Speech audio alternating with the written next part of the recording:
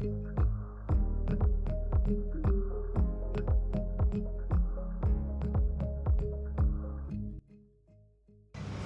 joune. So hier agter my het ek ons winddraai stekker konveier, loading konveier. Die ouens noem dit verskillende goeders, maar en gebruik dit vir verskillende goeders. So waarmee hulle besig is agter ons is ons stek 'n semi-statiese winddraai. So ons vat daai winddraai daar en ons pak 'n nuwe winddraai. Die kompos word deurligtig op die manier om beter af te breek. En in so 'n stelsel kry ons 'n baie goeie diverse biologie.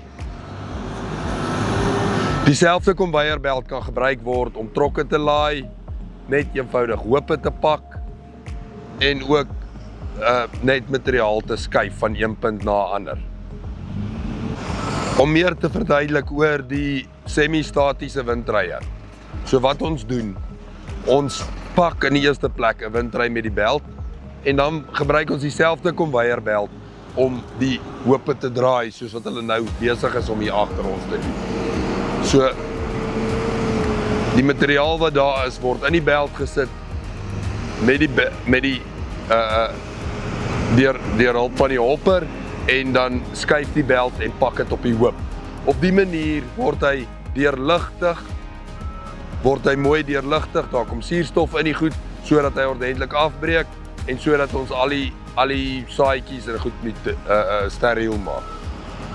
So ons het hierdie konveierbelde in verskillende opsies.